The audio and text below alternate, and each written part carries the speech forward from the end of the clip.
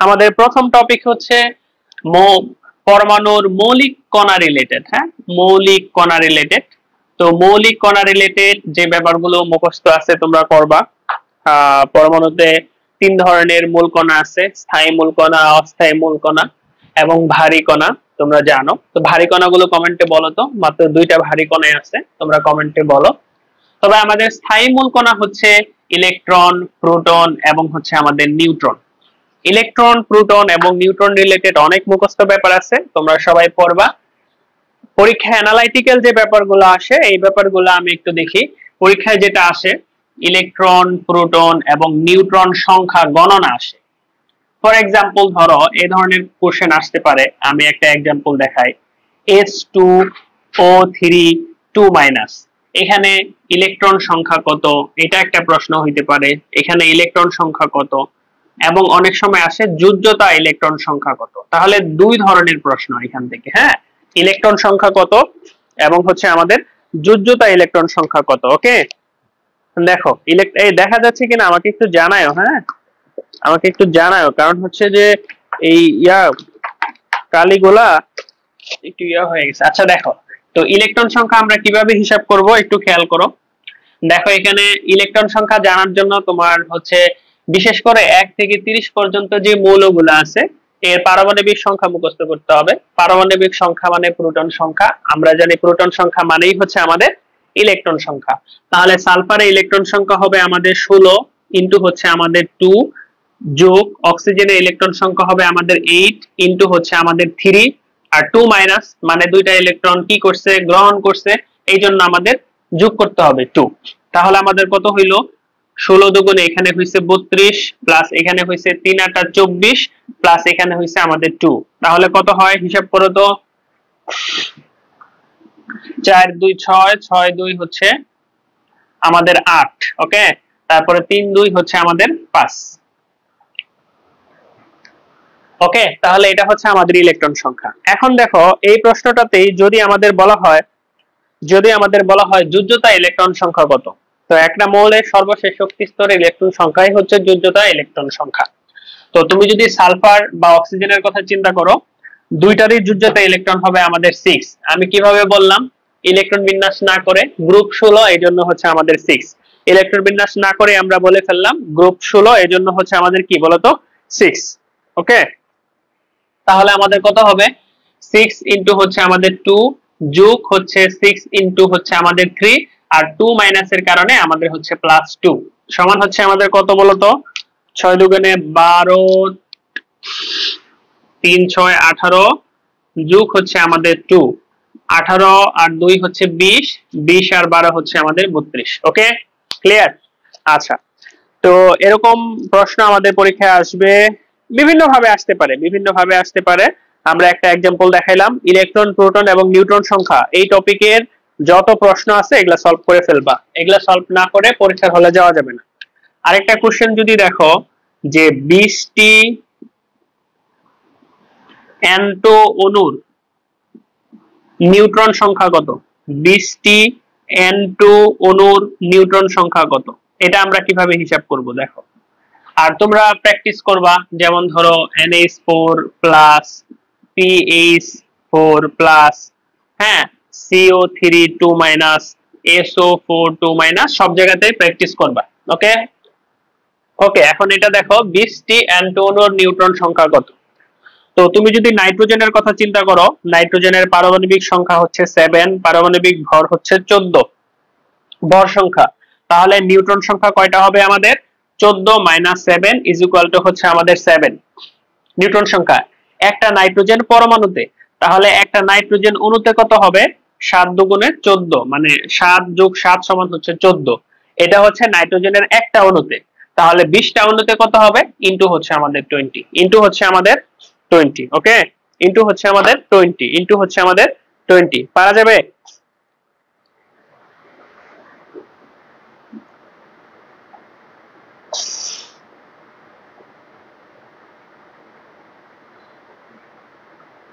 ওকে ওকে, 280 অনেকেই কমেন্ট করছো, very good. তাহলে এই ইলেকট্রন সংখ্যা, যেমন গুচ্ছতে একটা প্রশ্ন আসছিল যে বিজোড় ইলেকট্রন যুক্ত অণু কোনটি, এরকম একটা প্রশ্ন আসছিল। NO2 CO2 এরকম অপশনে ছিল, NO CO2 O2, আর ছিল আমাদের কি বলতো, আর ছিল আমাদের H2। প্রশ্নটা কি ছিল? প্রশ্নটা ছিল যে বিজোড় ইলেকট্রন যুক্ত অণু কোনটি। তাহলে এখানে প্রত্যেকটার ইলেকট্রন সংখ্যা তুমি বের করবা, তারপর বলে দিবা কোনটা বিজোড় ইলেকট্রন যুক্ত। যেমন ধরো অক্সিজেনের ইলেকট্রন কয়টা আছে? 16 দুগুণে হচ্ছে আমাদের 32। এখানে আছে নাইট্রোজেনে আছে 14, নাইট্রোজেনে আছে, সরি, ইলেকট্রন সংখ্যা যদি বলো 8 দুগুণে হচ্ছে আমাদের 16। এখানে আছে আমাদের নাইট্রোজেনের 7, অক্সিজেনের 8, তার মানে হচ্ছে 15। তার মানে এটা বিজোড় ইলেকট্রন যুক্ত। আরো দেখো কার্বনের হচ্ছে 6, অক্সিজেনের হচ্ছে 8 8 16, তাহলে এটাও জোড় আসবে। হাইড্রোজেনের 1 1 2, তাহলে দেখো আমাদের বিজোড় ইলেকট্রন যুক্ত অণু কোনটা? NO2। তো এটা কিন্তু গুচ্ছতে আসছিল 21 22, গুচ্ছ 21 22, গুচ্ছ 21 22। ওকে, ক্লিয়ার, বুঝে গেছে? তাহলে মূল কণা থেকে এই ব্যাপারগুলো পড়া লাগবে। এরপরে এখন দেখো কি আছে, এরপরে টপিক কি আমাদের? আমাদের এরপরে টপিক হচ্ছে, তোমরা জানো যে পরমাণু মডেল আছে, তাই না? মোট 5টা পরমাণু মডেল আছে, মোট 5টা পরমাণু মডেল আছে। তো এই পরমাণু মডেলগুলো আমাদের বিস্তারিত জানা লাগবে, এই পরমাণু মডেলগুলো আমাদের বিস্তারিত জানা লাগবে। এই 5টা মডেলের মধ্যে কোন পরমাণু মডেলটা হচ্ছে আমাদের বেশি ইম্পর্টেন্ট পরীক্ষার জন্য? সেটা হচ্ছে আমাদের বোর পরমাণু মডেল। ওকে, বোর পরমাণু মডেল এবং হচ্ছে আমাদের রাদারফোর্ড পরমাণু মডেল। সবগুলা পরমাণু মডেলের মধ্যে এই দুটো হচ্ছে বেশি ইম্পর্টেন্ট। তো রাদারফোর্ড পরমাণু মডেলে কি বলা হয়েছে? তো রাদারফোর্ড পরমাণু মডেল, বিজ্ঞানী রাদারফোর্ড পরমাণু মডেলটা দেওয়ার আগে একটা পরীক্ষা করছিলেন, আলফা কণা বিচ্ছুরণ পরীক্ষা। এই আলফা কণা বিচ্ছুরণ পরীক্ষায় কি কি ইউজ করা হয়েছিল? জিঙ্ক সালফাইডের পর্দা ইউজ করা হয়েছিল, আমাদের গোল্ডের পাত ইউজ করা হয়েছিল, এটা কতটুকু মোটা এগুলা মুখস্থ করতে হবে। রাদারফোর্ড পরমাণু মডেলের সফলতা ছিল নিউক্লিয়াস আবিষ্কার। তো পরমাণুর ব্যাস কত, নিউক্লিয়াসের ব্যাস কত, এই মুখস্থ ব্যাপারগুলো আমাদের খুব ভালো করে পড়া লাগবে। ওকে, আচ্ছা। এরপর আমাদের বোর পরমাণু মডেল আছে। তো বোর পরমাণু মডেলের বেশ কিছু ব্যাপার ছিল। বোর পরমাণু মডেলে কি কি ব্যাপার নিয়ে কথা বলা হয়েছে? শক্তি স্তর নিয়ে কথা বলা হয়েছে, 3টা প্রস্তাবনা ছিল। শক্তি স্তর নিয়ে একটা প্রস্তাবনা ছিল, আর একটা প্রস্তাবনা আমাদের কি ছিল? MVR is equal to NH by 2 pi, NH by 2 pi। কৌণিক ভরবেগ নিয়ে কথা বলছিল। কি নিয়ে কথা বলছিল? কৌণিক ভরবেগ নিয়ে কথা বলছিল, যেখানে n এর মান হবে পূর্ণ সংখ্যা, n এর মান হবে পূর্ণ সংখ্যা, যেখানে h হবে প্লাঙ্কের ধ্রুবক, প্লাঙ্কের ধ্রুবক। 3টা এককে আমাদের প্লাঙ্কের ধ্রুবকের মান কি করতে হবে বলতো? মুখস্থ করতে হবে। 3টা এককে প্লাঙ্কের ধ্রুবকের মান মুখস্থ করতে হবে। কমেন্টে বলো তো 3টা এককে প্লাঙ্কের ধ্রুবকের মান, কমেন্টে বলো দেখি কারা পারো। 3টা এককে প্লাঙ্কের ধ্রুবকের মান কি মুখস্থ বলো? 3টা এককে প্লাঙ্কের ধ্রুবকের মান একটু মুখস্থ বলো। এরপরে দেখো তবে পরীক্ষায় সবচেয়ে বেশি আসে আমাদের বোর পরমাণু মডেলের সফলতা এবং ব্যর্থতা নিয়ে, প্লাস হচ্ছে রাদারফোর্ডের সাথে পার্থক্য নিয়ে। ঠিক আছে? তো বোরের একটা গুরুত্বপূর্ণ সফলতা ছিল সে বর্ণালী ব্যাখ্যা করতে পারে, বর্ণালী ব্যাখ্যা করতে পারে। কিন্তু বোর হচ্ছে সবার বর্ণালী ব্যাখ্যা করতে পারতো না। বোর শুধুমাত্র 1 ইলেকট্রন বিশিষ্ট পরমাণুর বর্ণালী ব্যাখ্যা করতে পারতো। তার মানে সে কার কার বর্ণালী ব্যাখ্যা করতে পারতো? হাইড্রোজেন, হিলিয়ামে 2টা পরমাণু আছে, তাহলে একটা প্লাস দিলে একটা হইলো। লিথিয়ামে 3টা পরমাণু আছে, 2টা প্লাস দিলে একটা ইলেকট্রন হইলো। বা বেরিলিয়ামে হচ্ছে আমাদের 4টা ইলেকট্রন আছে, 3 প্লাস দিলে একটা ইলেকট্রন হইলো। খেয়াল করে দেখো এদের বর্ণালী আমাদের কি করতে পারবে? বোর ব্যাখ্যা করতে পারবে। কিন্তু তুমি যদি H প্লাস বলো, দেখো এখানে কিন্তু কোনো ইলেকট্রন নাই, তাহলে এটার বর্ণালী ব্যাখ্যা করতে পারবে না। তাহলে পরীক্ষায় প্রশ্ন আসবে যে বোরের মতে কোন বর্ণালীটা ব্যাখ্যা করা যায়, কোন বর্ণালীটা ব্যাখ্যা করা যায় না, কোন বর্ণালীটা ব্যাখ্যা করা যায়, কোন বর্ণালীটা ব্যাখ্যা করা যায় না। খুব ইম্পর্টেন্ট প্রশ্ন। এছাড়া বিজ্ঞানী বোরের আরো কিছু ব্যর্থতা ছিল। কি কি ব্যর্থতা ছিল? একটা ছিল আমাদের জিমেন প্রভাব, একটা ছিল আমাদের স্টার্ক প্রভাব, আরেকটা ছিল আমাদের হাইজেনবার্গের অনিশ্চয়তা নীতি। আমি তিনটা সংক্ষেপে বললাম, হ্যাঁ, জিমেন প্রভাব, স্টার্ক প্রভাব, হাইজেনবার্গের অনিশ্চয়তা নীতি। না পড়ে পরীক্ষায় যাওয়া যাবে না। ওকে, আচ্ছা, তাহলে এই হচ্ছে পরমাণু মডেল নিয়ে সংক্ষেপে আলোচনা। এই বোঝা যাচ্ছে? বোঝা যাচ্ছে? প্রশ্ন করিও, সমস্যা নাই, আমি দেখব। এরপরে আছে আমাদের আইসো রিলেটেড তথ্য। তো আইসো রিলেটেড 4 ধরনের ব্যাপার আছে। আইসোটোপ, একটা হচ্ছে আইসোটোপ যেখানে হচ্ছে আমাদের প্রোটন সংখ্যা সমান। এরপরে আছে আমাদের আইসোবার, যেখানে হচ্ছে আমাদের ভর সংখ্যা বা এ সমান। তারপরে আছে আমাদের আইসোটোন, যেখানে হচ্ছে আমাদের নিউট্রন সংখ্যা সমান। এরপরে আছে আমাদের আইসো ইলেকট্রনিক, ইম্পর্টেন্ট, আইসো ইলেকট্রনিক, এখান থেকে গুচ্ছতে প্রশ্ন আসছে। আইসো ইলেকট্রনিক থেকে গুচ্ছতে প্রশ্ন আসছে। আইসো ইলেকট্রনিক থেকে গুচ্ছতে প্রশ্ন আসছে।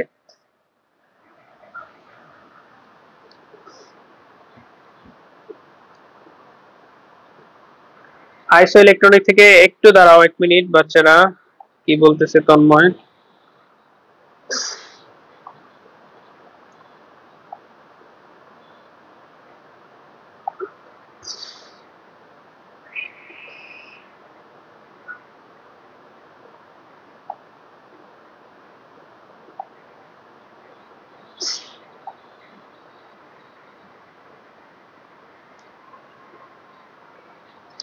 ওকে, তাহলে দেখো আমরা যেটা বলতেছিলাম সবচেয়ে বেশি ইম্পর্টেন্ট হচ্ছে আমাদের আইসো ইলেকট্রনিক। তো পরীক্ষায় প্রশ্ন আসবে নিচের কোন দুইটা পরস্পরের আইসোটোপ, নিচের কোন দুইটা পরস্পরের আইসোটোন, নিচের কোন দুইটা পরস্পরের আইসোবার। তো তুমি সবসময় খেয়াল রাখবা, যেমন ধরো হাইড্রোজেন হাইড্রোজেন হাইড্রোজেন, তুমি নিচে খেয়াল রাখবা, ঠিক আছে, নিচে খেয়াল রাখবা।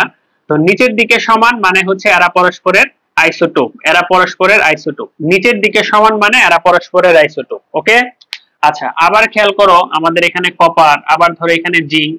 তো কপারের ক্ষেত্রেও এখানে যদি 64 থাকে, জিঙ্কের ক্ষেত্রে 64 থাকে। উপরের দিকে যদি সেম থাকে, তার মানে ভর যদি সেম থাকে, তাহলে হচ্ছে তারা আমাদের পরস্পরের আইসোবার। আর যদি খেয়াল করো এখানে ফসফরাস, এখানে সালফার, এখানে 15, এখানে হচ্ছে 16, এখানে 32, এখানে 31, দুইটার বিয়োগ ফল যদি সমান হয়, হ্যাঁ, দুইটার বিয়োগ ফল যদি সমান হয়, তার মানে হচ্ছে নিউট্রন সংখ্যা এই দুইটা যদি সমান থাকে, তাহলে এরা হচ্ছে আমাদের পরস্পরের আইসোটোন, এরা হচ্ছে আমাদের পরস্পরের আইসোটোন। ঠিক আছে, ওকে, আচ্ছা, পরীক্ষায় যেটা বেশি আসে সেটা হচ্ছে আইসো ইলেকট্রনিক। এবার আসো আইসো ইলেকট্রনিক সম্পর্কে। যেমন ধরো এখানে এতগুলো অপশন থাকতো, Cl মাইনাস, ধরো আমাদের আর্গন, বা হচ্ছে আমাদের F মাইনাস। প্রশ্ন আসলো যে নিচের তিনটার মধ্যে কোনটা সোডিয়াম প্লাসের আইসো ইলেকট্রনিক। প্রশ্নটা কি, যে এখানে তিনটা জিনিস আছে, ধরো এটা অপশন এ, এটা বি, এটা হচ্ছে সি। আমাদের প্রশ্ন হচ্ছে এই কোনটা হচ্ছে সোডিয়াম প্লাসের আইসো ইলেকট্রনিক। তো প্রথমে তুমি সোডিয়াম প্লাসের ইলেকট্রন সংখ্যা চিন্তা করো। নরমালি সোডিয়ামের ইলেকট্রন সংখ্যা 11, প্লাস হওয়ার কারণে আমাদের সোডিয়াম প্লাসের ইলেকট্রন সংখ্যা হচ্ছে আমাদের 10। তো ক্লোরাইডের ইলেকট্রন সংখ্যা কত? ক্লোরিনের পারমাণবিক সংখ্যা মানে ইলেকট্রন সংখ্যা 17, 17 আর 1 হচ্ছে 18। আর্গনের এমনিতেই 18, ফ্লোরিনের হচ্ছে আমাদের নরমালি থাকে 9, একটা গ্রহণ করার কারণে হচ্ছে আমাদের 10। তাহলে অপশন থেকে আমরা কি বুঝতে পারতেছি, এখানে F মাইনাস হচ্ছে আমাদের সোডিয়াম প্লাসের আইসো ইলেকট্রনিক, F মাইনাস হচ্ছে সোডিয়াম প্লাসের আইসো ইলেকট্রনিক। ওকে, তাহলে কোনটা কার আইসো ইলেকট্রনিক? আচ্ছা, এছাড়া আমাদের আইসোটোপদের মধ্যে কিছু আইসোটোপ আছে আমাদের তেজস্ক্রিয় আইসোটোপ। এই তেজস্ক্রিয় আইসোটোপ গুলোর ব্যবহার খুবই ইম্পর্টেন্ট, ভালো করে পড়া লাগবে। ওকে, তেজস্ক্রিয় আইসোটোপের ব্যবহার খুবই ইম্পর্টেন্ট, না পড়ে পরীক্ষার হলে যাওয়া যাবে না, না পড়ে পরীক্ষার হলে যাওয়া যাবে না। ওকে, তোমরা বলো তো কমেন্টে কে প্লাস এটার আইসো ইলেকট্রনিক দুই একটা নাম বলো তো। এরপরে আমাদের আইসো রিলেটেড টপিকের পরে আমাদের যেটা পড়া লাগবে সেটা হচ্ছে কোয়ান্টাম সংখ্যা রিলেটেড ঘটনা। কোয়ান্টাম সংখ্যা কেন লাগে আমাদের? ইলেকট্রন বিন্যাস ভালোভাবে বোঝার জন্য আমাদের কি লাগে? কোয়ান্টাম সংখ্যা লাগে। আমাদের ইলেকট্রন বিন্যাস ভালোভাবে বোঝার জন্য কি লাগে? কোয়ান্টাম সংখ্যা লাগে। তো একটা পরমাণুর যতগুলো ইলেকট্রন আছে, প্রত্যেকটা ইলেকট্রনের জন্য কয়টা কোয়ান্টাম সংখ্যার মান আছে? 4টা। যতগুলা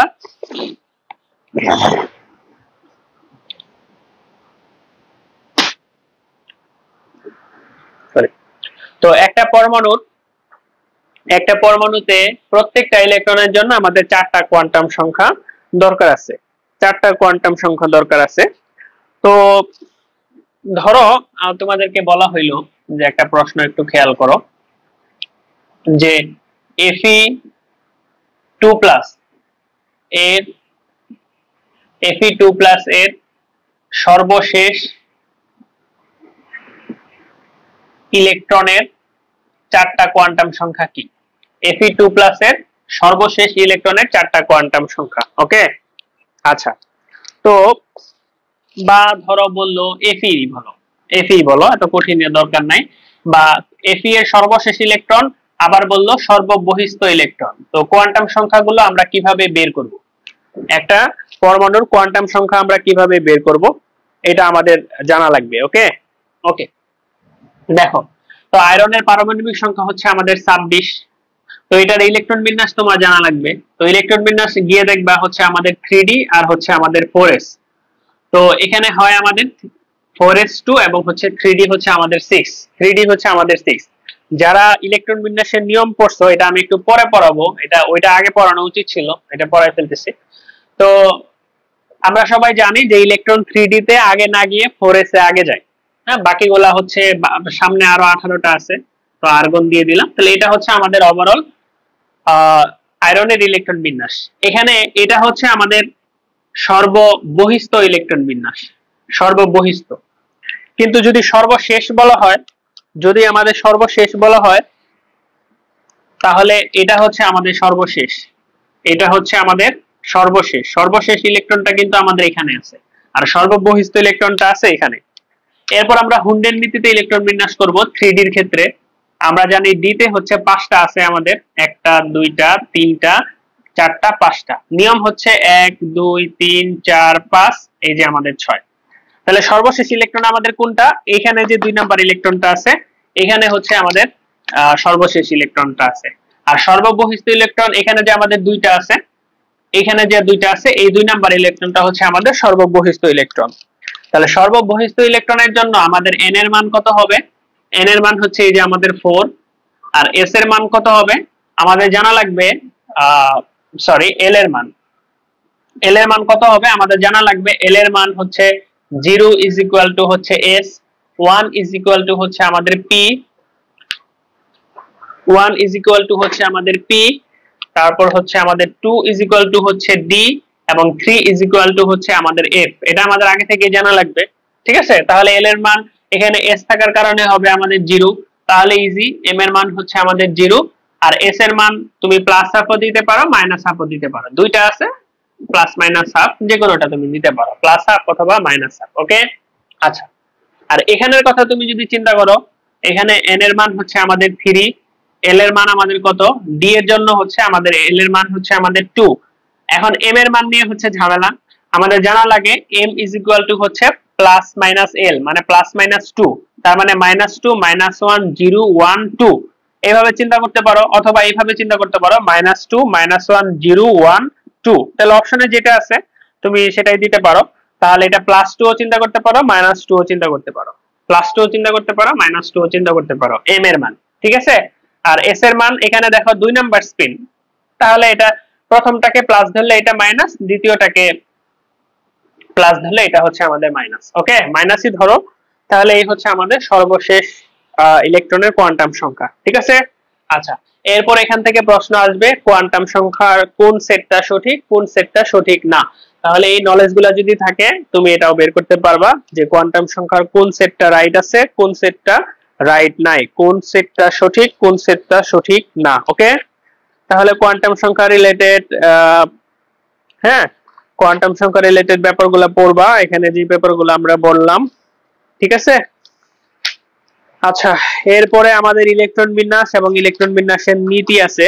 ইলেকট্রন বিন্যাস এবং ইলেকট্রন বিন্যাসের নীতি আছে। তো ইলেকট্রন বিন্যাসের তোমরা সবাই জানো আমাদের 3টা নীতি আছে, তাই না? আউফবাউ নিয়ম, তারপর হচ্ছে আমাদের পলির বর্জন নিয়ম, এবং হচ্ছে আমাদের হুন্ডের নিয়ম। তো প্রথমে ধরো আমাদের আউফবাউ নিয়ম। তো আউফবাউ নিয়মটা হচ্ছে কি? আউফবাউ নিয়ম দিয়ে আমরা কি বুঝতে পারি, যে উপশক্তি স্তরের ইলেকট্রন বিন্যাসটা আমরা বুঝতে পারি। তো আউফবাউ নিয়মটা কি, যে n+l এর মান বেশি হইলে সেটা উচ্চ শক্তি স্তর, আর ইলেকট্রন আগে যাবে নিম্ন শক্তি স্তরে। ফর এক্সাম্পল 3d আর হচ্ছে আমাদের 4s, তো এখানে হচ্ছে 3 যোগ হচ্ছে আমাদের 2, এখানে 4 যোগ 0, তার মানে এখানে হচ্ছে 5, এখানে হচ্ছে আমাদের 4। যদি প্রশ্ন হয় কোনটা উচ্চ শক্তি স্তর, তখন অ্যান্সার হবে 3d। যদি বলা হয় ইলেকট্রন আগে কোথায় যাবে, উত্তর হবে 4s। তাহলে প্রশ্ন হচ্ছে আমাদের দুইটা, কোনটা উচ্চ শক্তি স্তর আর ইলেকট্রন আগে কোথায় যাবে, আর হচ্ছে ইলেকট্রন আগে কোথায় যাবে। ওকে, আবার যদি হচ্ছে আমাদের এই দুইটার মান হচ্ছে সমান হয়ে যায়, যেমন এটাও 5 এটাও হচ্ছে আমাদের 5 হবে, দুইটার মান যখন সমান হয়ে যাবে, তখন আমাদের n এর মান বড়টাকে বলতে হবে উচ্চ শক্তি স্তর, সাবসিকুয়েন্টলি ইলেকট্রন তাহলে আমাদের অপর যেটা 3d মানে 3d তে আগে যাবে। ওকে, তাহলে n এর মান যদি বড় থাকে সেটাকে আমরা হচ্ছে উচ্চ শক্তি স্তর বলবো, ইন কেস অফ n+l এর মান যদি ইকুয়াল থাকে। ইন কেস অফ n+l এর মান যদি কি থাকে বলতো, ইকুয়াল থাকে। ওকে, বোঝা যাচ্ছে? এই পোলাপান কমে যাচ্ছ কেন? ইম্পর্টেন্ট ব্যাপারগুলো আমরা বলতেছি। হ্যাঁ, আচ্ছা। এরপর এভাবে আমরা আউফবাউ নিয়ম অনুসারে আমরা উপশক্তি স্তর গুলাকে যদি সাজাই, তাহলে আমরা একটা ক্রম পাই। ক্রমটা তোমরা বিভিন্ন ভাবে মনে রাখো। হ্যাঁ, ক্রমটা তোমরা বিভিন্ন ভাবে মনে রাখো। 0 0, হ্যাঁ, তারপরে হচ্ছে যে 0 0, প্রিয়া 0, প্রিয়া 0, ডিপিএস করো, তারপরে হচ্ছে ডিপিএস করো, ফার্দার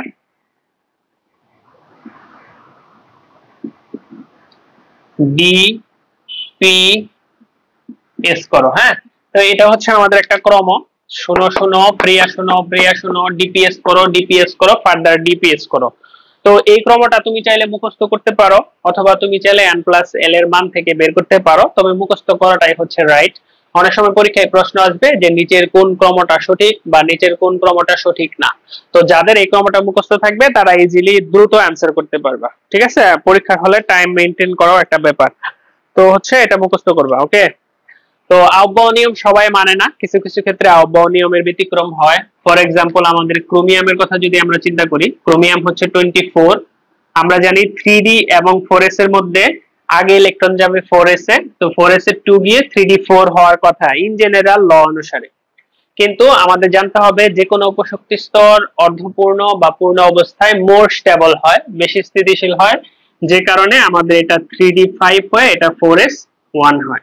একই ঘটনা ঘটে কপারের ক্ষেত্রে, কপার, সিলভার এবং হচ্ছে গোল্ড, প্লাটিনাম এইসবের ক্ষেত্রে। তাহলে কারা কারা আউফবাউ নিয়ম মানে না একসাথে লিখে দিলাম, একটু মাথায় রাখিও। ঠিক আছে, তাহলে কারা কারা আউফবাউ নিয়ম মানতেছে না আমরা একটু আলাদা করে লিখে দিলাম। আচ্ছা, তাহলে একজন একটা প্রশ্ন করছে, আব্দুল মুনিম, আমি প্রশ্নটা আগে খেয়াল করি নাই, যে কোন পরমাণুর 22তম ইলেকট্রনের কোয়ান্টাম সংখ্যার সেট কোনটা, এটা সে প্রশ্ন করছে। ধরো 1s2 2s2 2p6 3s2 3p6 এই পর্যন্ত হচ্ছে 18, তাহলে 19 20 21 22, তাহলে 22তম ইলেকট্রন থাকবে হচ্ছে আমাদের 3d2 তে। তো 3d2 তে তুমি যদি d আঁকো, তাহলে আমাদের d যদি আঁকো, তাহলে 1 2 3 4 5 1 2, ঠিক আছে, তাহলে -2 -1 0 1 2, ঠিক আছে। এটা যদি হয় তাহলে তোমার n এর মান হচ্ছে আমাদের 3, l এর মান হচ্ছে আমাদের 2, m এর মান দেখো তুমি -1 কি -2 -1, তাহলে এটার নাম আসতেছে আমাদের -1। বা তুমি যদি এখান থেকে চিন্তা করো -2 -1 0 1 অথবা 1, তাহলে -1, আর s এর মান তুমি প্লাস হাফ চিন্তা করো, কারণ প্রথমে যেহেতু যাচ্ছে এটা হবে প্লাস হাফ হবে। ওকে, মাইনাস হাফ হবে না, মাইনাস হাফ চিন্তা করতে পারো তুমি, যদি প্রথমে মাইনাস চিন্তা করো, প্লাস বা মাইনাস যে কোনোটা চিন্তা করতে পারবা, প্লাস বা মাইনাস যে কোনোটা চিন্তা করতে পারবা। এই এখন বলো তো যে ইয়া বুঝছো কিনা, মুমিন বুঝছো কিনা, প্লাস বা মাইনাস যে কোনোটা চিন্তা করতে পারবা, প্লাস বা মাইনাস যে কোনোটা চিন্তা করতে পারবা। ওকে, ঠিক আছে, প্লাস বা মাইনাস যে কোনোটা চিন্তা করতে পারবা। আমার মতে আর কি, আমি জানি না অন্য কেউ অন্য অপিনিয়ন দিতে পারে। আমার মতে হচ্ছে এটাই, যে আমি যতদূর জানি আমার নলেজে বলে যে হচ্ছে যে কোনোটা চিন্তা করা যায়। ওকে, এরপর হুন্ডের নিয়ম ভালো করে পড়তে হবে। হুন্ডের নিয়মে ইলেকট্রন বিন্যাস পারা লাগবে। হুন্ডের নিয়মে ইলেকট্রন বিন্যাস যে দেখানো হয়ে গেছে, হ্যাঁ, হুন্ডের নিয়মে ইলেকট্রন বিন্যাস দেখানো হয়ে গেছে। বিশেষ করে প্রথম 30টা সবার হুন্ডের নিয়মের ইলেকট্রন বিন্যাস পারা লাগবে। হুন্ডের নিয়মের ইলেকট্রন বিন্যাস পারা লাগবে, পরীক্ষায় আসবে। হুন্ডের নিয়মে ইলেকট্রন বিন্যাস পারা লাগবে। ওকে, হুন্ডের নিয়মে ইলেকট্রন বিন্যাস পারা লাগবে। ওকে, এরপরে দেখো আমাদের কি আছে, এরপরে কি আছে বলতো? এরপর আছে আমাদের বর্ণালী। বর্ণালী অনেক ইম্পর্টেন্ট। বর্ণালী থেকে ইম্পর্টেন্ট ব্যাপারগুলো আমরা একটু দেখাই।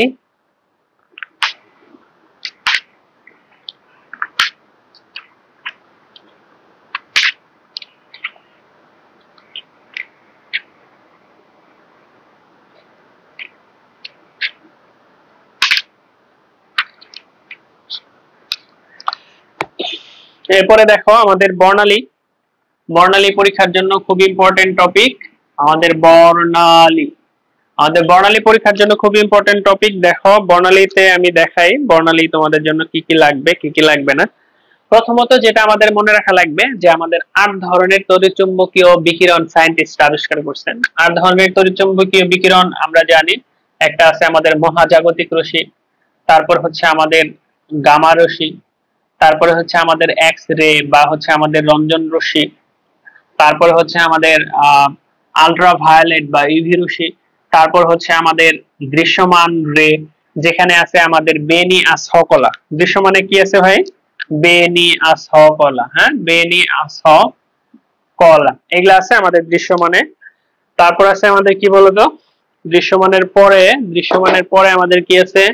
তারপর আছে আমাদের আইআর, হ্যাঁ, তারপর আছে আমাদের মাইক্রো ওয়েভ, তারপরে আছে আমাদের রেডিও ওয়েভ। ঠিক আছে, এই 8 ধরনের তড়িৎচুম্বকীয় বিকিরণ আমাদের সায়েন্টিস্টরা আবিষ্কার করছেন। 8 ধরনের তড়িৎচুম্বকীয় বিকিরণ আমাদের সায়েন্টিস্টরা আবিষ্কার করছেন। এখন প্রত্যেকটা তড়িৎচুম্বকীয় বিকিরণের ক্ষেত্রে কিছু রাশি থাকে। তো এই রাশিগুলো সম্পর্কে একটা লাইনে আমরা পড়তে পারবো। এই লাইনটা কি দেখো, দেখো একটা সূত্র আমাদের ছিল যে ই সমানুপাতিক নিউ, তাহলে ই সমান হচ্ছে আমাদের এইচ নিউ, এটা ছিল আমাদের মূল সূত্র। হ্যাঁ, এবং এখান থেকে এবং আরেকটা সূত্র ছিল সি সমান হচ্ছে আমাদের নিউ ল্যামডা, তাহলে নিউ সমান হচ্ছে সি বাই ল্যামডা, এখান থেকে হচ্ছে এইচ সি বাই ল্যামডা, তার মানে ই ব্যস্তানুপাতিক হচ্ছে আমাদের 1 বাই ল্যামডা। আবার নিউ বার মানে তরঙ্গ সংখ্যা হচ্ছে 1 বাই ল্যামডা, তার মানে এটাকে তুমি সমানুপাতিক বলতে পারো। হ্যাঁ, আবার সমানুপাতিক হচ্ছে আমাদের এই যে যেটা ই, তাহলে ই বলতে পারো। ঠিক আছে, সমানুপাতিক তুমি ই বলতে পারো, কম্পাঙ্ক বলতে পারো, হ্যাঁ, বা হচ্ছে সমানুপাতিক নিউ বার বলতে পারো। এই লাইনটা একটু বোঝার চেষ্টা করো, ই তো আমরা আগে বলে দিছি। আচ্ছা, আর একটু গুছায় লিখি লাইনটা। এতটুকু যদি বুঝে থাকো, আমাদের সূত্রটাকে একটু বোঝার চেষ্টা করো। আমাদের সূত্রটা হচ্ছে ই সমানুপাতিক, তাহলে আমাদের নিউ সমানুপাতিক হচ্ছে আমাদের নিউ বার, ব্যস্তানুপাতিক হচ্ছে আমাদের তরঙ্গ দৈর্ঘ্য। এটা খুবই ইম্পর্টেন্ট। তার মানে ঘটনাটা হচ্ছে কারো ওয়েভলেন্থ মানে তরঙ্গ দৈর্ঘ্য যদি ছোট হয়, স্মল হয়, তাহলে তার এনার্জি ফ্রিকোয়েন্সি নাম্বার বা তরঙ্গ সংখ্যা হায়ার হবে, বেশি হবে। কারো তরঙ্গ দৈর্ঘ্য যদি ছোট হয়, ওয়েভলেন্থ যদি স্মলার হয়, দেন হচ্ছে তার হচ্ছে ফ্রিকোয়েন্সি বা ওয়েভ নাম্বার তরঙ্গ সংখ্যা এটা হায়ার হবে, এনার্জি হায়ার হবে।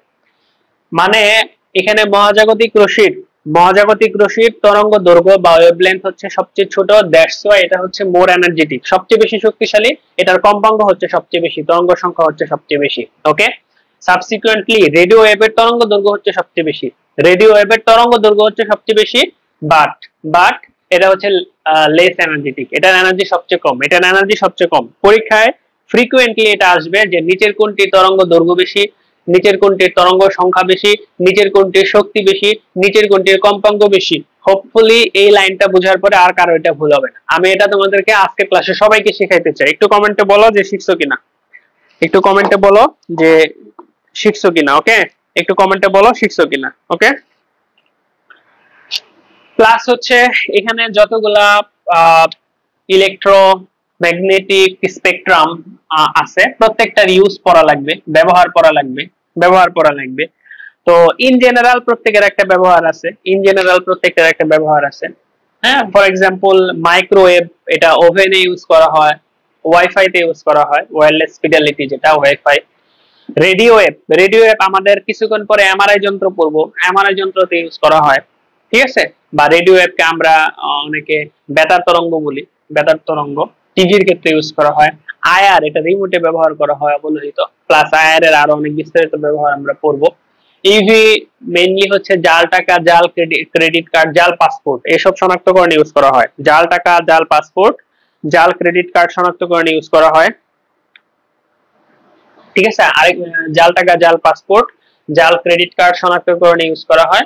এর পাশাপাশি এই যে কৃষিতে প্রশ্ন আসলো না এবার, ইউভির যে রেঞ্জ ধরে ধরে আলাদা, হ্যাঁ, রেঞ্জ ধরে ধরে আলাদা ব্যবহার আছে। এবার পরীক্ষায় কোনটা আসলো আমি তোমাকে একটু বলি, কোনটা যেন আসলো, শেষ লাইনে ছিল এটা, হ্যাঁ, ওইটা শেষ লাইনে ছিল যে লাইট থেরাপিতে কোনটা ইউজ করা হয়, ইউভি লাইট এর লাইট থেরাপিতে কোনটা ইউজ করা হয়, লাইট থেরাপিতে কোনটা ইউজ করা হয়, 300 থেকে 320। এবার কৃষিতে আসলো, হ্যাঁ, ইউভি লাইটের মধ্যে 300 থেকে 320, এটা লাইট থেরাপিতে ইউজ করা হয়, লাইট থেরাপি, LIGHT, লাইট থেরাপিতে ইউজ করা হয়। এটা কিন্তু কৃষিতে চলে আসলো। ওকে, এটা আবার বলতে বলছে অনেকে, আমি আবার বলি। এই সমীকরণটার মানে কি ভাই? এই সমীকরণটার মানে হচ্ছে কারো তরঙ্গ দৈর্ঘ্য কম মানে তার এই জিনিসগুলা বেশি। এই জিনিসগুলা কি কি? এনার্জি, তারপর হচ্ছে ফ্রিকোয়েন্সি, ওয়েভ নাম্বার। কারো তরঙ্গ দৈর্ঘ্য কম মানে এই জিনিসগুলা বেশি। তো এই যে একটা, দুইটা, তিনটা, চারটা, এই চারটার কথা যদি চিন্তা করো, এর তরঙ্গ সংখ্যা এর তরঙ্গ দৈর্ঘ্য সবচেয়ে কম, এইভাবেই সাজানো হয়েছে, তাহলে সিরিয়ালটা মুখস্থ করতে হবে, তরঙ্গ দৈর্ঘ্যগুলো মুখস্থ করতে হবে। তাহলে এর তরঙ্গ দৈর্ঘ্য সবচেয়ে কম, এর এনার্জি সবচেয়ে বেশি। সেকেন্ড হচ্ছে আমাদের গামা, তাহলে এর এনার্জি, তারপরে এর এনার্জি, তারপরে এর এনার্জি, তারপরে বা দৃশ্যমান আয়ার, ইউভি, এই তিনটা চিন্তা করবা। এটা তরঙ্গ দৈর্ঘ্য কম, এটা শক্তি বেশি, এটা তরঙ্গ দৈর্ঘ্য বেশি, এটা শক্তি কম, দৃশ্যমান থেকে, ঠিক আছে।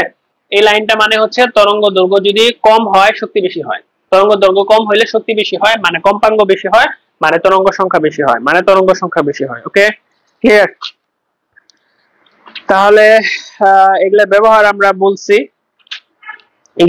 আমরা বলছি, তারপরে হচ্ছে আমাদের ইয়া পড়বা, কি বলে, এই যে আমাদের ইউভি লাইটের ব্যবহার, আইআর এর ব্যবহার, তারপর হচ্ছে এমআরআই এর ব্যবহার, কোনটা কোন কাজে ইউজ করা হয়, ফিজিওথেরাপিতে কোনটা ইউজ করা হয়, আইআর। হ্যাঁ, আইআর এর মধ্যে আবার ভাগ আছে, নিয়ার আইআর, মিডল আইআর এবং হচ্ছে ফার আইআর। এদের মধ্যে মিডল আইআরটা ব্যবহার করা হয় অর্গানিক কেমিস্ট্রিতে ফাংশনাল গ্রুপ ডিটেক্ট করতে, কার্যকরীমূলক শনাক্তকরণে। হ্যাঁ, অর্গানিক কেমিস্ট্রিতে ফাংশনাল গ্রুপ ডিটেকশনের জন্য ইউজ করা হয় আমাদের মিডল আইআর। আর নিয়ার এবং ফার ইউজ করা হয় চিকিৎসা ক্ষেত্রে। সিটি স্ক্যান যেটা, সেটা হচ্ছে আমাদের আইআর। সিটি স্ক্যান নাম শুনছো সবাই, সিটি স্ক্যান যেটা, এটা হচ্ছে আমাদের আইআর। আর এমআরআই এটা একটা আলাদা পরীক্ষা, ওকে। ছবির মান কোনটাতে ভালো হবে? এমআরআই তে। সিটি স্ক্যানের চেয়ে এমআরআই তে ছবির মান অনেক ভালো হবে, ঠিক আছে। ছোট বাচ্চাদের ক্ষেত্রে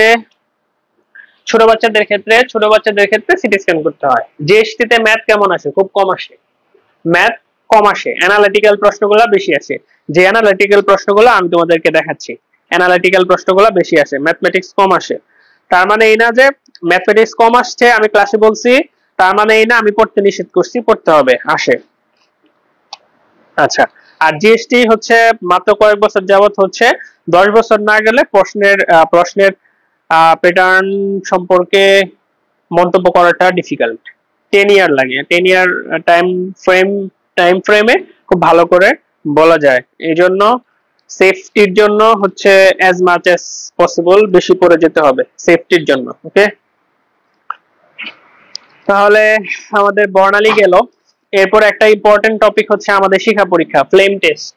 শিখা পরীক্ষা প্লাস এর আগে আর কিছু ম্যাথ আছে, এটা একটু দেখাই।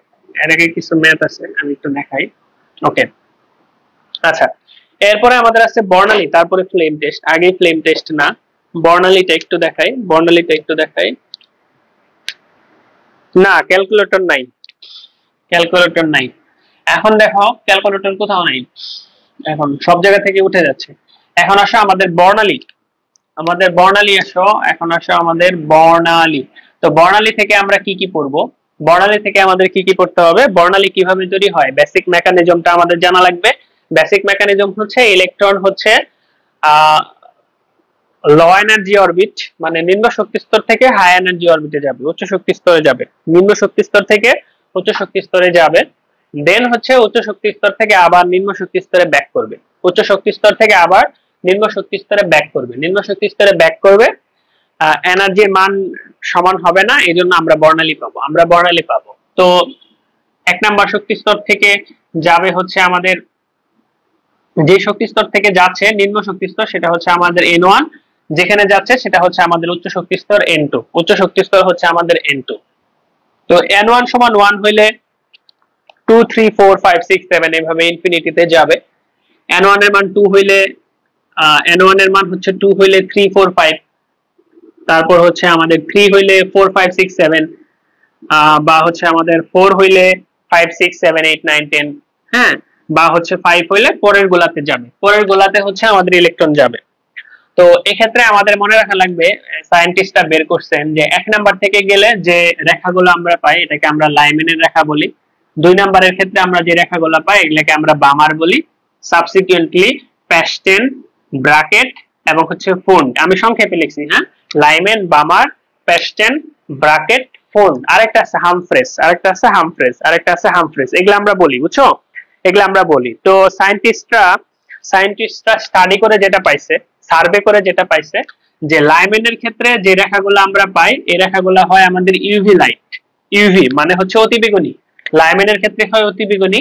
সবচেয়ে ইম্পর্টেন্ট পরীক্ষার জন্য যে দৃশ্যমান কোনগুলো হবে, কোন রেখাগুলো বামার হবে আমাদের দৃশ্যমান, বাকিগুলো হবে আমাদের আয়ার বা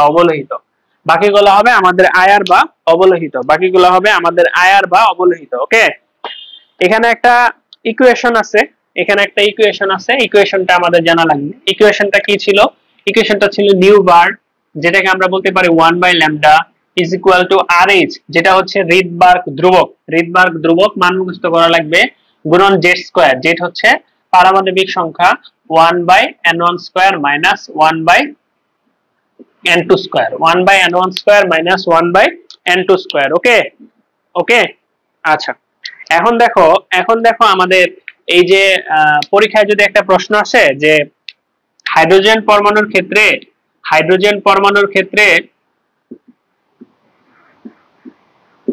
চতুর্থ শক্তি স্তরের বামার বর্ণালীর তরঙ্গ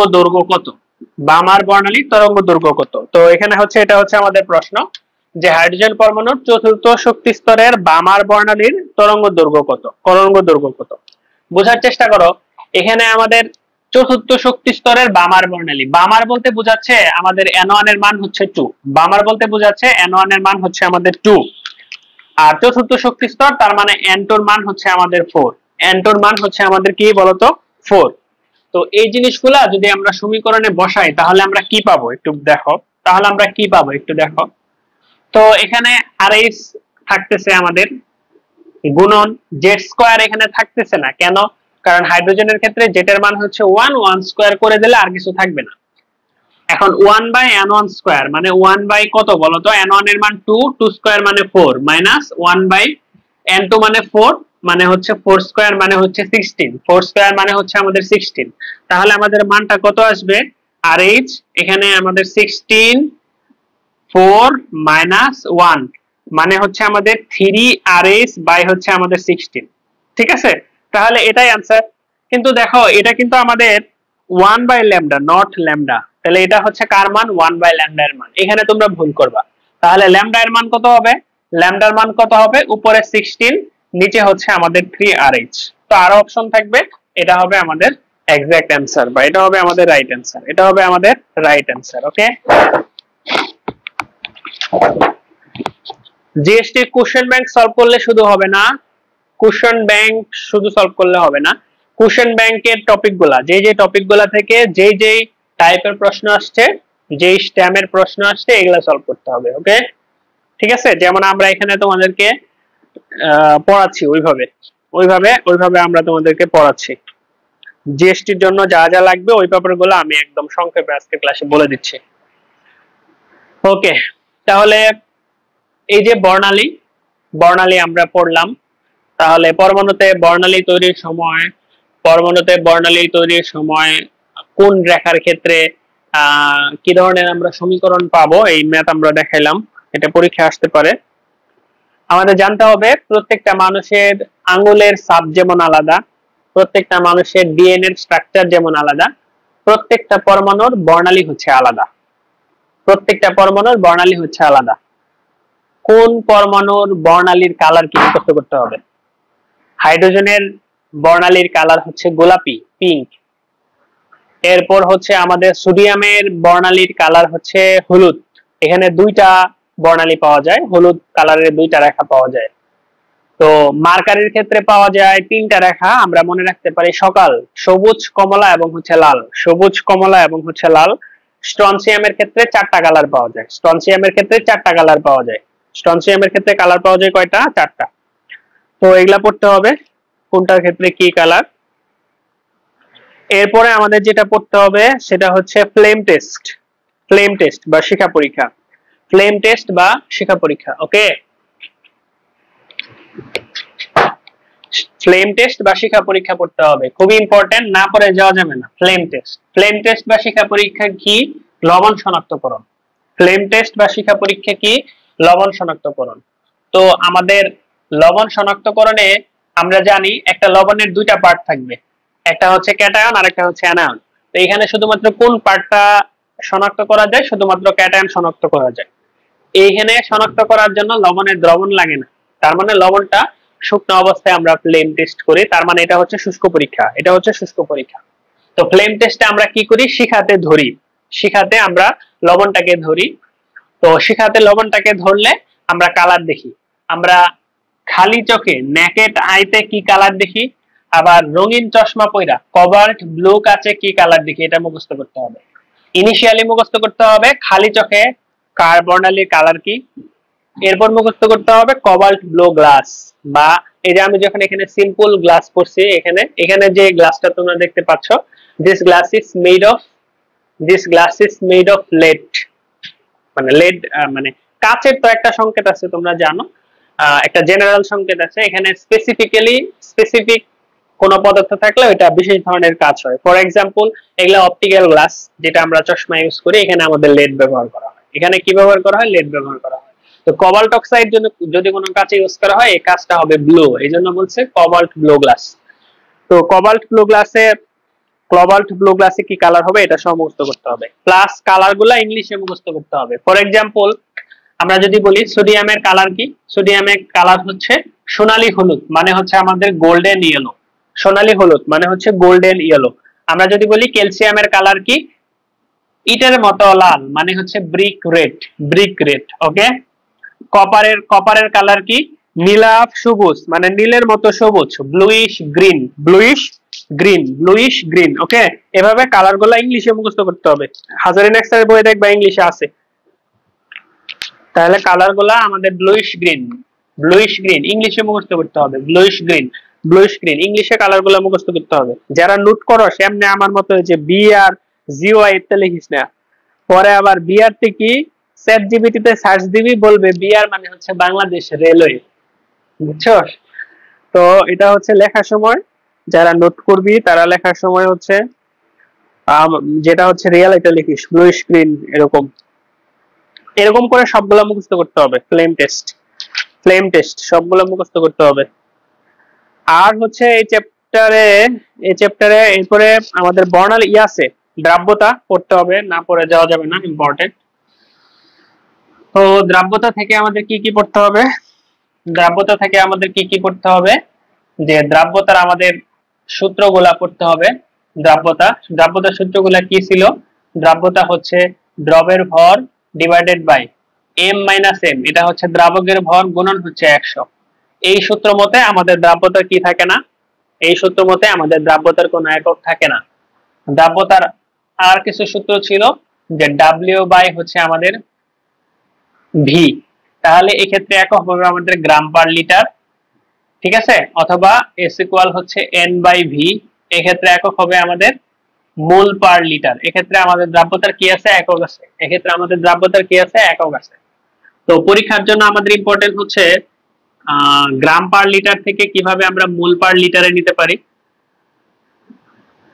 গ্রাম পার লিটার থেকে আমরা কিভাবে মোল পার লিটারে নিতে পারি। গ্রাম পার লিটার থেকে যদি আমরা মোল পার লিটারে নেই তাহলে হবে আণবিক ভর দিয়ে ভাগ, আর মোল পার লিটার থেকে গ্রাম পার লিটারে নিলে আমাদের আণবিক ভর দিয়ে গুণ করতে হবে, ঠিক আছে। এছাড়া এখানে আমাদের থিওরিটিক্যাল কিছু জিনিসও আছে। দ্রাব্যতা কি কি বিষয়ের উপর ডিপেন্ড করে, হ্যাঁ, কোন কোন লবণের ক্ষেত্রে টেম্পারেচার বাড়াইলে দ্রাব্যতা কমে, কোন কোন লবণের ক্ষেত্রে টেম্পারেচার বাড়াইলে দ্রাব্যতা বাড়ে, এই জিনিসগুলো একটু দেখবা। আর এই সূত্র রিলেটেড ছোট ছোট কিছু ম্যাথ করবা। তো বেশিরভাগ ম্যাথ গুলো সূত্র দিলে হবে, সূত্র দিলে যে ম্যাথ হবে না ওই ম্যাথ তোমার পারা লাগবে না, ওই ম্যাথ তোমার পারা লাগবে না, ওকে, ওই ম্যাথ তোমার পারা লাগবে না। এই জন্য সূত্রগুলো আমি একটু আবার রিকল করলাম, তো তোমাদেরকে মনে করাই দিলাম। তো দ্রাব্যতার পাশাপাশি এখানে আমাদের আরো দুইটা রাশি আছে, একটা হচ্ছে আমাদের আয়নিক গুণফল কেআইপি, আর একটা হচ্ছে আমাদের দ্রাব্যতা গুণফল কেএসপি। তো কেআইপি এবং কেএসপি এর মধ্যে রিলেশন কি ছিল, কেআইপি এবং কেএসপি এর মধ্যে আমাদের রিলেশন ছিল যে কেআইপি এবং কেএসপি যদি সমান হয়, ইকুয়াল হয়, দেন লবণটা হবে আমাদের স্যাচুরেটেড বা হচ্ছে আমাদের সম্পৃক্ত।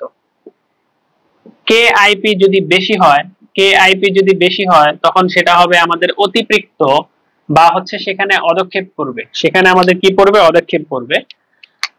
এবং লাস্টলি কেআইপি এর মান যদি কেএসপি এর চেয়ে লেস হয় তখন সেটা হবে আমাদের অসম্পৃক্ত, সেটা হবে আমাদের অসম্পৃক্ত, অসম্পৃক্ত। তো এই ব্যাপারগুলো জানা লাগবে। এখানে বেসিক কি জানো, বেসিক কথা কি জানো, কোন লবণের কেএসপি এর মান হচ্ছে ফিক্স, এটা চেঞ্জেবল না, আনচেঞ্জেবল, আনচেঞ্জেবল। যে কোনো লবণের ক্ষেত্রে কেএসপি এর মান হচ্ছে ফিক্স, কেআইপি এর মান চাইলেই কমানো বাড়ানো যায়, সে কেআইপি এর মান চাইলেই কি করা যায়, কমানো বাড়ানো যায়, কেআইপি এর মান চাইলেই কমানো বাড়ানো যায়, ওকে। তো এখান থেকে পরীক্ষার জন্য মোস্টলি ইম্পর্টেন্ট হচ্ছে দ্রাব্যতা গুণফলের রাশিমালা নির্ণয়। ফর এক্সাম্পল একটা লবণ যদি থাকে আমাদের Al2SO4 এই লবণটার ক্ষেত্রে আমাদের দ্রাব্যতা গুণফলের রাশিমালা নির্ণয় করতে হবে। তো আমরা ধরে নিব, আমরা ধরি আমাদের দ্রাব্যতা হচ্ছে এস, দ্রাব্যতা হচ্ছে এস, এটা আমরা ধরি। তো একটা লবণ কিভাবে বিয়োজিত হয়, এটা একটা স্বল্প দ্রবণীয় লবণ, এটা কিভাবে বিয়োজিত হবে দেখো, আমরা যেভাবে লিখতেছি অ্যালুমিনিয়াম এবং হচ্ছে আমাদের সালফেট দুই ভাগে ভাগ হবে। অ্যালুমিনিয়ামের যোজনী হচ্ছে 3, এই জন্য 3 প্লাস, সালফেটের যোজনী হচ্ছে 2 মাইনাস। অ্যালুমিনিয়ামের এখানে 2 আছে তাহলে এখানে 2, সালফেটের এখানে 3 আছে এই জন্য হচ্ছে আমাদের 3, মাঝখানে হচ্ছে প্লাস। তাহলে এই লাইনটা হচ্ছে মোস্টলি ইম্পর্টেন্ট, যারা এই লাইনটা বুঝো না তার মানে তোমাদের বেসিকে ঘাটতি আছে, এটা একদম 9-10 এ আমরা শিখি। তো অ্যালুমিনিয়াম সালফেটের এখানে 2 কেন, 2 ফর সালফেট, আর এখানে 3 কেন, 3 হচ্ছে অ্যালুমিনিয়ামের যোজনীর জন্য। তো যোজনী তো মুখস্থ থাকা লাগবে। তো অ্যালুমিনিয়াম সালফেট এভাবে বিয়োজিত হবে, আর আমরা ধরে নিছি অ্যালুমিনিয়াম সালফেটের দ্রাব্যতা হচ্ছে এস। তাই যদি হয় এখানে আমরা লিখতেছি কনসেন্ট্রেশন, তাহলে এটার কনসেন্ট্রেশন হবে 2s, এটার কনসেন্ট্রেশন হবে 3s, এটার কনসেন্ট্রেশন হবে আমাদের 3s। তো আমাদের কেএসপি এর ইকুয়েশন কি, কেএসপি এর ইকুয়েশন হচ্ছে এখানে অ্যালুমিনিয়াম 3 প্লাস, এটা হবে আমাদের স্কয়ার দেওয়া, এটা হবে আমাদের স্কয়ার দেওয়া, আর এখানে হচ্ছে আমাদের সালফেট, এটা হচ্ছে আমাদের কি দেওয়া, কিউব দেওয়া, এটা হচ্ছে আমাদের কিউব দেওয়া। কেন এই বেশিক্ষণ, কারণ হচ্ছে আমরা এখানে এই সহগটাকে পাওয়ার করে দেব, ওকে। তাহলে আমরা যদি মানগুলো বসাই তাহলে এখানে আসতেছে আমাদের 2s হোল স্কয়ার ইনটু হচ্ছে আমাদের 3s হোল কিউব, তার মানে এখানে আসতেছে 4s স্কয়ার ইনটু হচ্ছে আমাদের 27s two the power cube, তার মানে 4 ইনটু 27, 4 বেশি 80, 4 7 28, তার মানে 108, 108 s to the power 5, 108 s to the power 5, 108 s to the power 5। অনেকে লিখে ফেলছো, ভেরি গুড। কে লিখছো এটা, অর্ণব দাস লিখছো, ভেরি গুড। তো বেশিরভাগ লবণের ক্ষেত্রে ইজিলি মনে রাখা যায়, বেশিরভাগ লবণের ক্ষেত্রে ইজিলি মনে রাখা যায়। ফর এক্সাম্পল একটা লবণ যদি এরকম হয় যে AB লাইক, যেমন AgCl, AB2 এ লাইক যদি হয় যেমন CaF2, অথবা এরকম যদি হয় A2B2 লাইক ফর H2Cl2 এরকম যদি হয়, অথবা একটা লবণ যদি এরকম হয় AB3 ফর এক্সাম্পল আমাদের ধরো কি ধরতে পারো AlCl3, হ্যাঁ, একটা লবণ যদি এরকম হয় A2B5, ফর এক্সাম্পল এই যে আমাদের এটা Al2SO4 3, এরকম লবণ যদি হয়, হ্যাঁ, তো এরকম যদি লবণ হয় কার ক্ষেত্রে কি হবে এটা মনে রাখা যায়। এই যে এখানে 2 আছে না, 1 1 2, তার মানে SS স্কয়ার, এখানে আছে কিউব 4SS কিউব, হ্যাঁ, এটা মনে রাখতে পারবে তোমরা 4SS কিউব। এখানে 2 2 4 আছে 16S⁴, পিক মানে পিক দা পয়েন্ট হচ্ছে এইটার সংখ্যা, এটা মিল মিল থাকবে, হ্যাঁ, এখানে 3 আর 1 4, তাহলে দেখবা যে এটা হবে 27S⁴। এখানে 3 2 5, এখানে 108S⁵, 108S⁵, ঠিক আছে। এইটা পড়ার জন্য ওই বিভিন্ন সূত্র, তোমার উপর আমি, আমার উপর তুমি, এটা আমার কাছে খুবই মনে হয় যে এটা ঠিক না, এটা ঠিক না, এমনি সিম্পলি মনে রাখা যায়, হ্যাঁ, সিম্পলি মনে রাখা যায়। ওকে, ঠিক আছে। আচ্ছা, তাহলে দ্রাব্যতা থেকে এটা পড়বা। আর হচ্ছে এই চ্যাপ্টারের যে আয়ন শনাক্তকরণ আছে, আয়ন শনাক্তকরণ করতে হবে, আর ক্রোমাটোগ্রাফিটা পড়ার চেষ্টা করবা, আর বাকি জিনিসগুলোর ব্যবহার পড়ার চেষ্টা করবা, বাকি জিনিসগুলোর ব্যবহার পড়ার চেষ্টা করবা, বাকি জিনিসগুলোর ব্যবহার পড়ার চেষ্টা করবা। ওকে, বাকি জিনিসগুলোর ব্যবহার পড়ার চেষ্টা করবা, ক্রোমাটোগ্রাফিটা পড়বা, ক্রোমাটোগ্রাফিটা পড়বা, তারপরে হচ্ছে তোমার বাকি যে জিনিসগুলো আছে আমাদের, বাকি জিনিসগুলোর ব্যবহার করার চেষ্টা করবা। ওই যে আমাদের দ্রাবক নিষ্কাশন, তারপরে হচ্ছে ঊর্ধ্বপাতন, স্টিম পাতন, এই জিনিসগুলোর ব্যবহার করার চেষ্টা করবা। তারপরে হচ্ছে আমাদের হ্যাঁ, এই জিনিসগুলোর ব্যবহার করার চেষ্টা করবা। আয়ন শনাক্তকরণটা কিন্তু করতে হবে ভাইয়া। আয়ন শনাক্তকরণ থেকে কি প্রশ্ন আসবে, কি প্রশ্ন এখান থেকে, প্রশ্ন কয় টাইপের হয়? প্রায় প্রশ্ন হয় যে অ্যামোনিয়াম হাইড্রোক্সাইড দিয়ে নিচের কোন আয়নটি শনাক্তকরণ করা যায়, তো এক ধরনের প্রশ্ন, ঠিক আছে। অথবা এরকম প্রশ্ন যে কপার 2+ আয়ন শনাক্তকরণে কোন বিকারকটি ব্যবহার করা হয়, তো 4টা অপশন থাকবে এটা। অথবা থার্ড প্রশ্ন হচ্ছে যে কপার আয়নটি শনাক্তকরণে নিচের কোন বর্ণের অধক্ষেপ পড়ে, তো এই 3 ধরনের প্রশ্ন হবে, হ্যাঁ, 3 ধরনের প্রশ্ন হবে, 3 ধরনের প্রশ্ন হবে। তো সবগুলা বিক্রিয়া মনোযোগ দিয়ে দেখতে হবে, ধারাবাহিকভাবে দেখলে মনে থাকে, তা না হলে মনে থাকে না। ধারাবাহিকভাবে দেখলে কি হয়, মনে থাকে, না হলে মনে থাকে না, ঠিক আছে। আমি তোমাদের একটা টেমপ্লেট দেখাই দিই যেভাবে তোমরা পড়বা। এখানে বিকারক বেশি নাই, বিকারক বেশি নাই, তোমরা যেভাবে পড়বা যে ধরো অ্যামোনিয়াম হাইড্রোক্সাইড, অ্যামোনিয়াম হাইড্রোক্সাইড এভাবে দিবা, অ্যামোনিয়াম হাইড্রোক্সাইড একবারে দিবা, দিয়ে পড়বা যে কপার 2+ এর ক্ষেত্রে কি কালার করে এখানে লিখবা, Fe2+ এর ক্ষেত্রে কি কালার হয় লিখবা, এরপর হচ্ছে Fe3+ এর ক্ষেত্রে কি কালার হয় লিখবা, তারপরে জিঙ্কের ক্ষেত্রে কি কালার হয় লিখবা, অ্যালুমিনিয়ামের ক্ষেত্রে কি কালার হয় লিখবা, তারপরে হচ্ছে আমাদের ক্যালসিয়ামের ক্ষেত্রে কি কালার হয় লিখবা, হ্যাঁ, এই তো অ্যামোনিয়াম হাইড্রোক্সাইড দিয়ে এই কয়টাই শনাক্ত করা যায়। ওকে, তাহলে একবারে তোমার সব পড়া হয়ে গেল। এভাবে পড়তে হবে, এভাবে পড়তে হবে, তা না হলে মনে থাকবে না। আবার ধরো আমাদের এই K4FeCN6 এটা নিলা, এটা নিয়ে তো এটা কপারের ক্ষেত্রে কি কালার আসে, Fe2+ এর ক্ষেত্রে কি কালার আসে, Fe3+ এর ক্ষেত্রে কি কালার আসে, তারপরে হচ্ছে জিঙ্কের ক্ষেত্রে কি কালার আসে, হ্যাঁ, তাহলে কোনটার ক্ষেত্রে কি কালার আসে একবারে পড়ে ফেলবা।